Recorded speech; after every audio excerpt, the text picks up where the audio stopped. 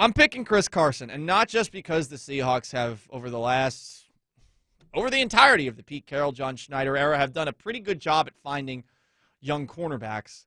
They haven't done that really with young running backs. I know Chris Carson's 7th round. Wonderful. Splendid. Luck.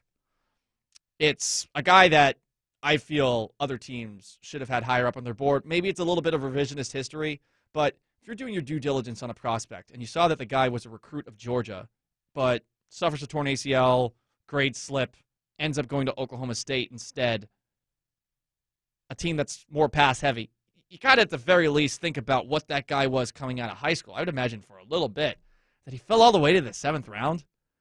Seahawks got lucky there. But I'll give them credit. Hey, they pulled the trigger. And apparently they wanted to pull the trigger earlier in the draft. That's at least what Pete Carroll was telling us. He's nagging John. Hey, yeah, can we get him? Can we get him?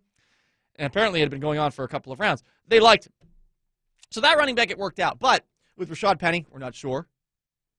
I would venture to say as a first-round pick. I won't call him a bust because I think he has shown some promise, specifically in 2019, but I don't know that after this torn ACL where you didn't really see him at the end of this past season, if he's ever going to amount to anything that you would want to see out of a first-round pick, which is unfortunate. And I guess that is by definition a bust. I feel like it's because of injuries, though, that things aren't necessarily working out at this point in time. DJ Dallas, we'll see. Travis Homer, good blocker, more of a special teams player. And that's your running back room right now. That is dangerously close to what it was in 2016, 2017. And you can't have that again. Those days need to be over forever. And I know 2016 you had some moments with Thomas Rawls. But 2017, I mean, my goodness, Russell Wilson led the team in rushing. You cannot find yourself back in that abyss without a running back. You can't. Not this team.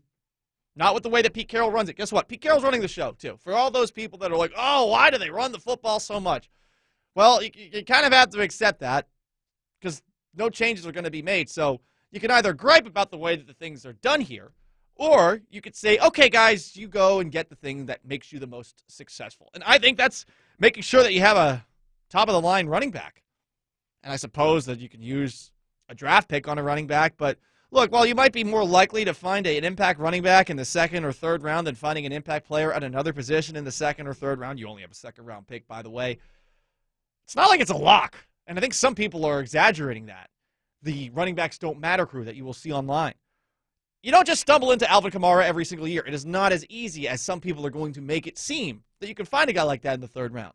It happens, definitely.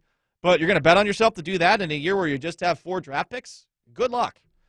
So I look at the running back situation, and I feel like letting Carson walk could be a disaster for this team if they don't find a suitable replacement. And that's a tricky part because you might have to spend a little extra on a replacement. I like Aaron Jones, who is a free agent. I like Kenyon Drake, who is a free agent.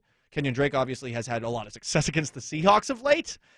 I would look at Jones and say he's a little bit more versatile than Chris Carson.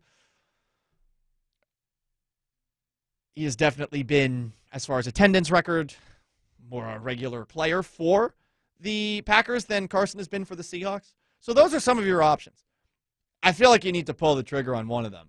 And the tricky thing is, okay, well, what's the market going to be? This is a different year. The salary cap is shrinking. We heard what the salary cap figure is this morning, something like $182 million. A bit surprising. I think people thought it was going to be a little bit more. You have some limitations here, but don't trick yourself into thinking you can make this happen without a running back. You should have learned your lesson. And honestly, just look at the entire history of the Seattle Seahawks and all the guys who have had 1,000-yard seasons here. I don't know if this is a coincidence or if just playing up in the wacky, sometimes cold and miserable weather of the Pacific Northwest during the end of a season means that it's important to have guys like this. But, you know, and I know obviously they played a lot of the seasons I'm going to mention in the Kingdom, but you have had 1,000-yard rushers here. A lot. Kurt Warner, he had 4 seasons of that. It starts back in 1983. Chris Warren had 4 seasons. Ricky Waters had 3 straight seasons. Sean Alexander had 5 seasons. Marshawn Lynch, 4 seasons. Chris Carson, 2 seasons. You've always had, not always, but you've generally had a bell cow running back here in Seattle. And I would like to have a bell cow running back if Russell Wilson is my quarterback, because when weather goes to crud, he has not been very good. I would just point at the last 2 years. I would point at, first off, last year's game, the first half against the Minnesota Vikings, and then go back to that Ravens game the year before. You know? You got to have somebody behind him that's going to help. And look, there are other priorities that you have in free agency. You need to increase the ability that you have on the pass rush, especially if Carlos Dunlap's gone. You need to have a better left guard. I am with everyone on that front.